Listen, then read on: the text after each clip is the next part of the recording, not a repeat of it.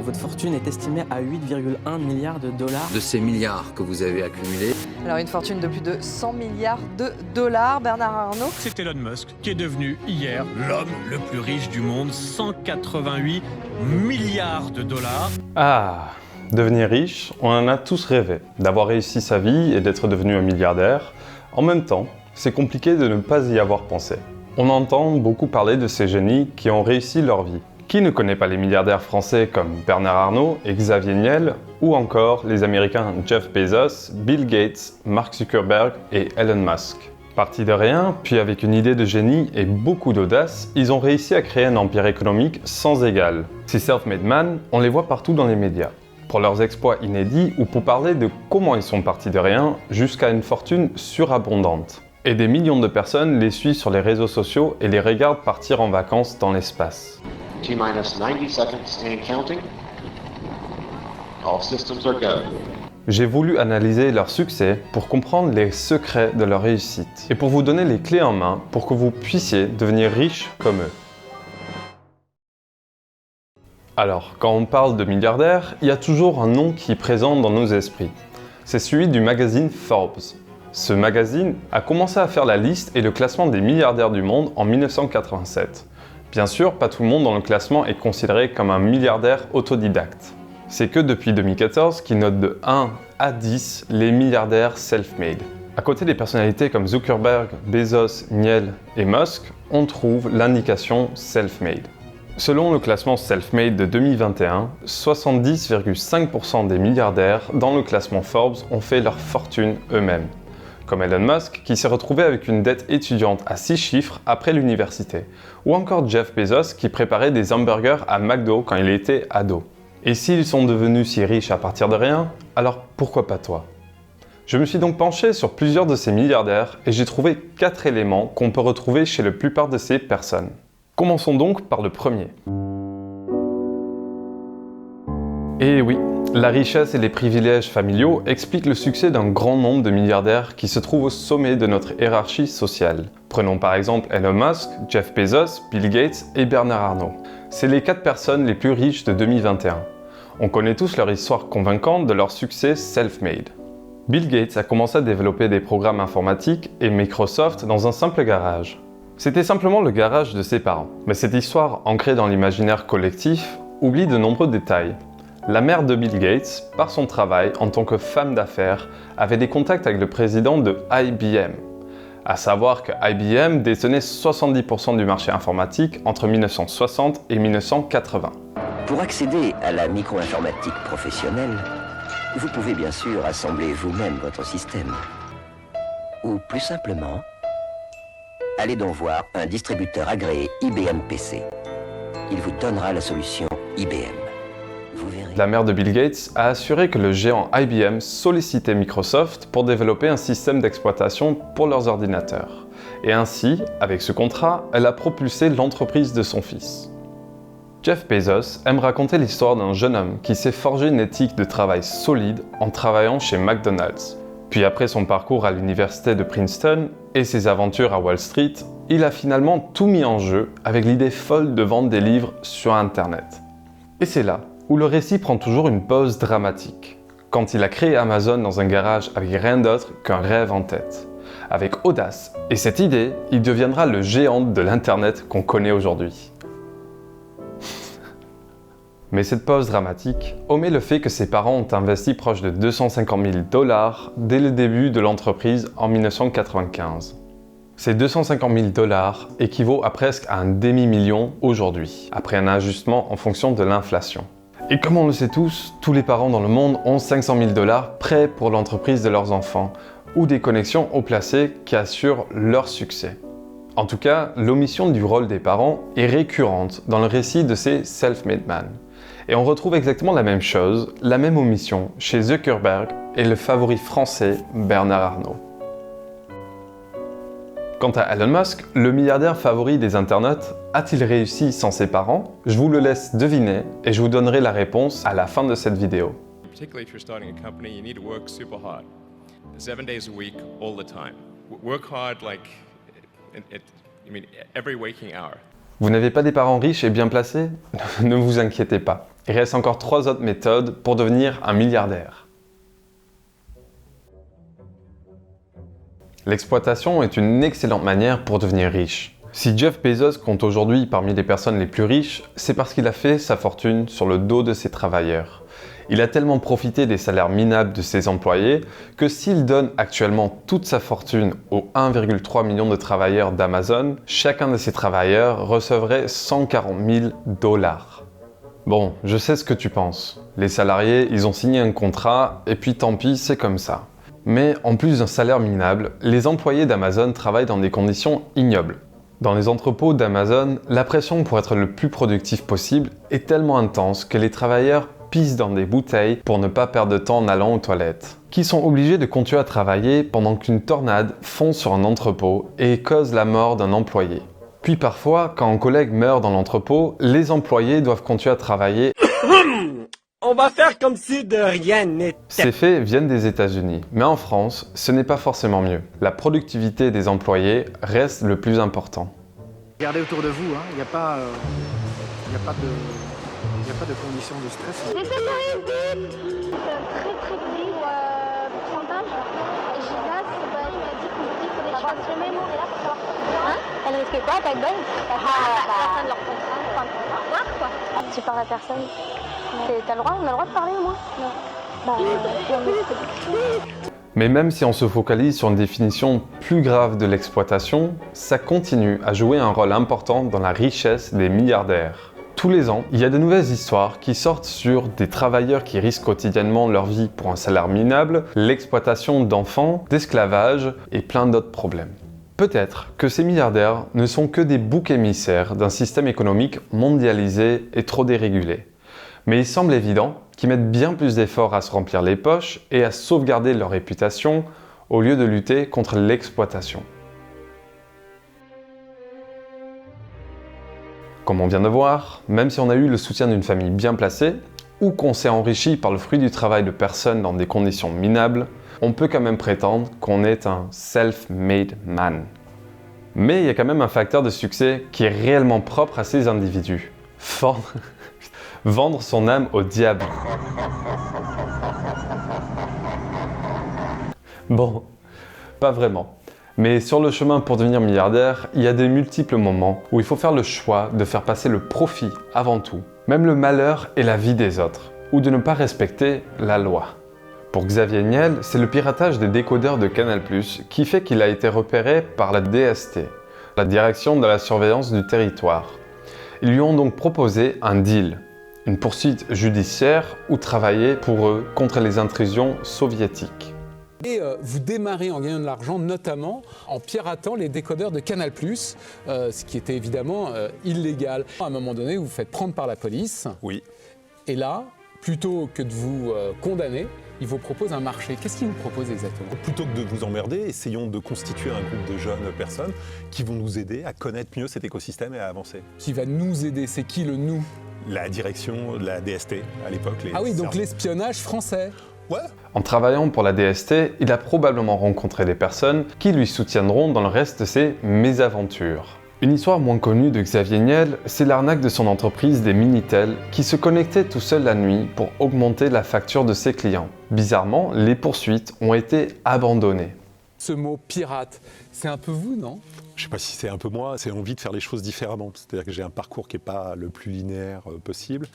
Mais je crois parfois que ça peut être aussi un exemple pour des jeunes ou pour des gamins. Que ça soit l'exploitation mentionnée avant, de contourner des lois qui protègent des travailleurs, d'utiliser des activités philanthropes pour s'enrichir ou pour éviter les impôts, de ne pas lutter contre la désinformation et des discours de haine qui ont amené à un génocide, de rendre des adolescents addicts avec des effets psychologiques néfastes, forcer des employés à travailler dans des conditions inacceptables pendant une pandémie, tout ça parce que les gains de l'entreprise sont toujours plus importants. Et ces exemples ne sont qu'une petite partie des situations où il y a un manque d'éthique que j'ai pu trouver.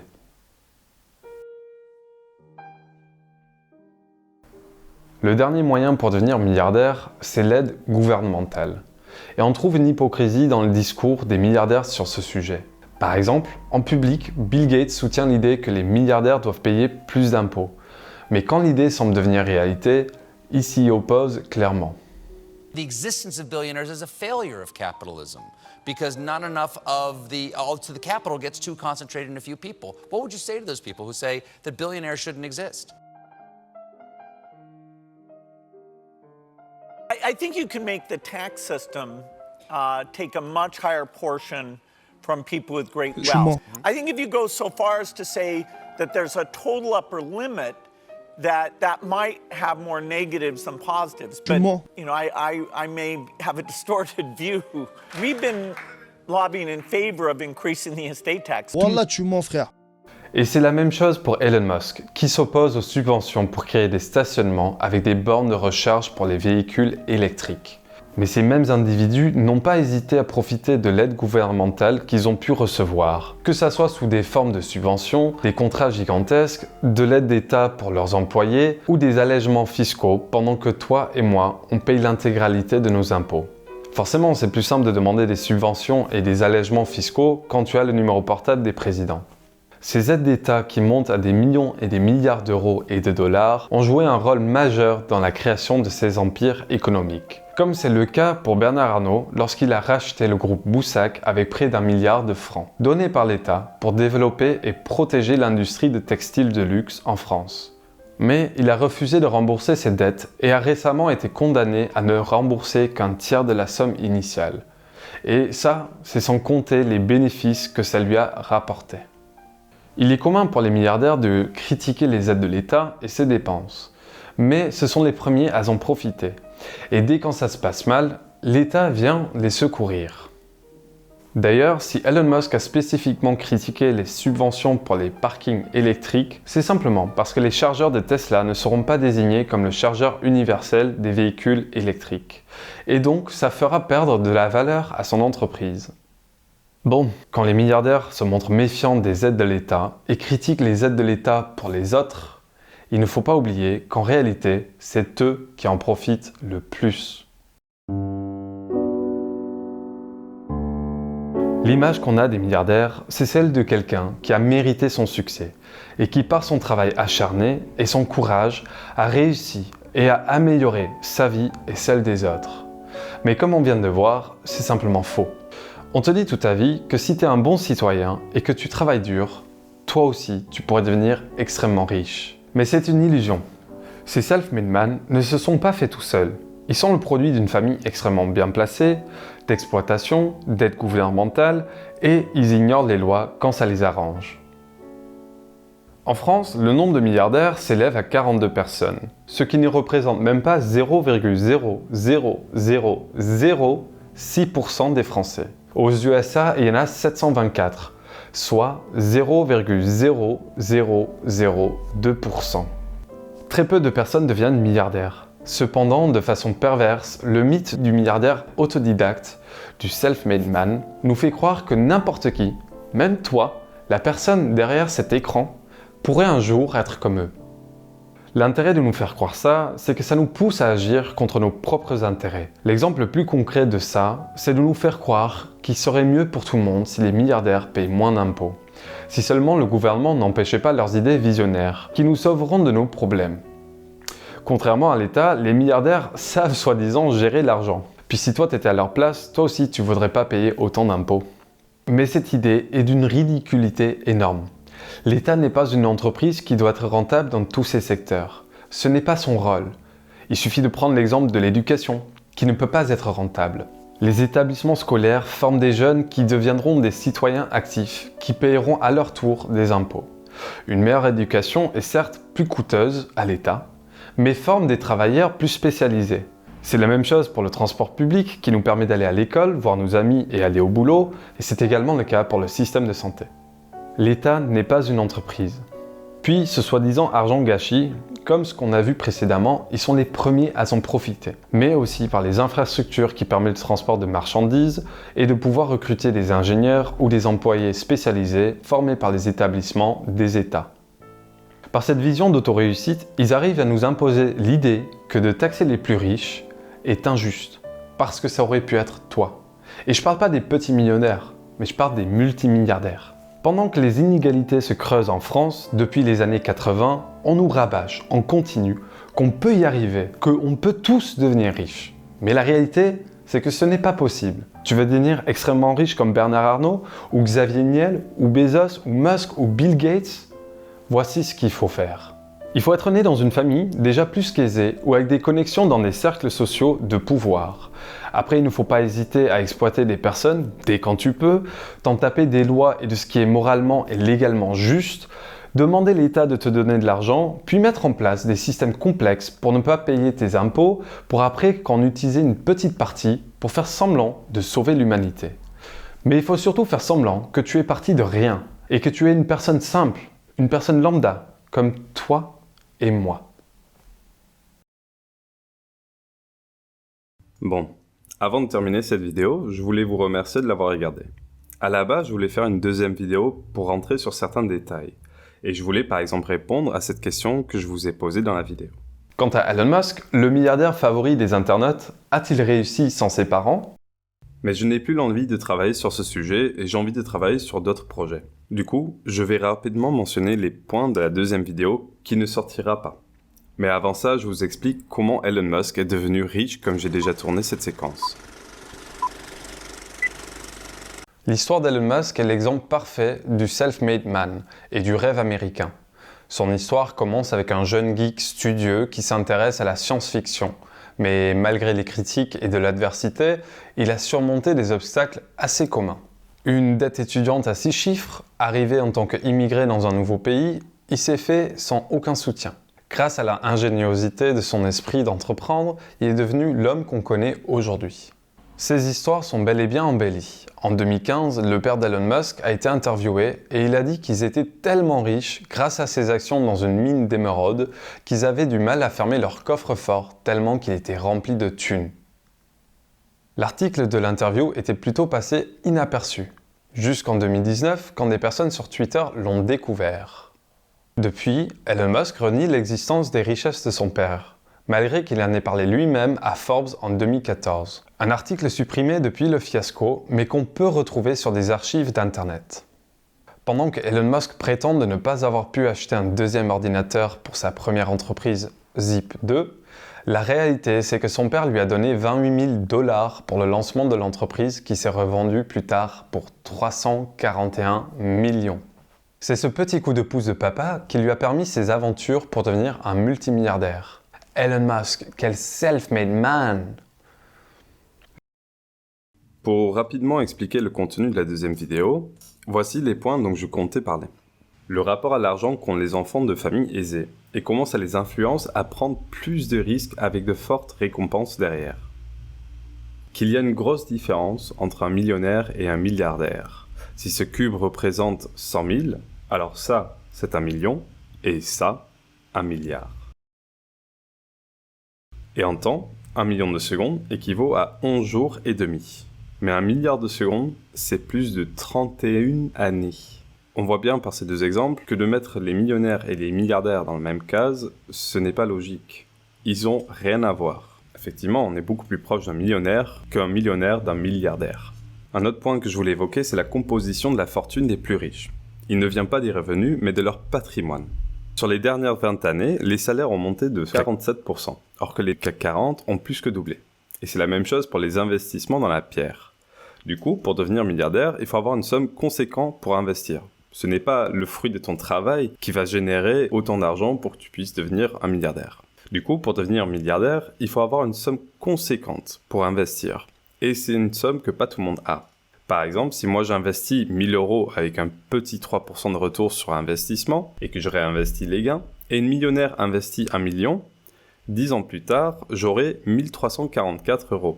Mais le millionnaire aura 1 344 000 €. Pour que mon investissement rattrape l'investissement initial du millionnaire, je dois laisser mon investissement 234 ans. Mais entre-temps, le millionnaire est déjà devenu un milliardaire. Et cela m'amène au point suivant. Ces investissements, les actions, ont une valeur. Car en contrepartie de les acheter, et donc d'investir dans l'entreprise, chaque année, des dividendes sont versés aux actionnaires. Mais cet argent ne vient pas de nulle part. Comme je l'ai expliqué dans cette vidéo, elle vient des gains que l'entreprise fait sur le travail effectué par ses salariés. Les salariés produisent plus d'argent que l'entreprise les verse en salaire. Personnellement, je ne trouve pas cette idée choquante. En créant des actions boursières, une entreprise arrive à lever plus de fonds pour se développer. Mais là où ça me pose problème, c'est que ce sont les travailleurs qui transforment ces fonds en un produit ou un service qui génère de l'argent. C'est eux qui créent la vraie valeur de l'entreprise. Mais ce sont les actionnaires qui accumulent les récompenses. Les salaires ont certes monté de 47%, mais le coût de la vie a suivi cette tendance, or que les dividendes ont explosé. Ce graphique de l'OCDE montre comment c'est possible. Ces dernières années, on voit que les salariés sont de plus en plus productifs, et donc un travailleur crée plus en plus de gains pour son entreprise. Mais son salaire n'augmente pas autant. Bon, je sais qu'on risque de me dire que les milliards de ces mégalomanes, ce n'est pas comme l'argent que j'ai sur mon compte bancaire, qui ne peuvent pas d'un seul coup faire ce qu'ils veulent avec leur argent, comme ce sont des actions, qu'ils ne peuvent pas dépenser en un clin d'œil. Et donc la richesse des milliardaires n'est que relative. Mais cela oublie à quel point les actions dominent le monde économique et social. D'un point de vue économique, les prix des actions expliquent en partie la valeur d'une entreprise, et donc sa résilience et la confiance dans sa réussite. Puis, c'est un investissement dans l'avenir de ces entreprises. On parie que l'entreprise sera plus importante et entre guillemets puissant dans le futur, et peut rendre plus d'argent aux actionnaires. Mais du coup, en quelque sorte, ces actions des milliardaires influencent et parient et décident de notre avenir. Par ces actions, les milliardaires détiennent un réel pouvoir social. Et personnellement, je ne trouve ça pas du tout sain que quelques individus aient autant de pouvoir et décident sur notre avenir. Surtout quand je vois sur quoi ils parient.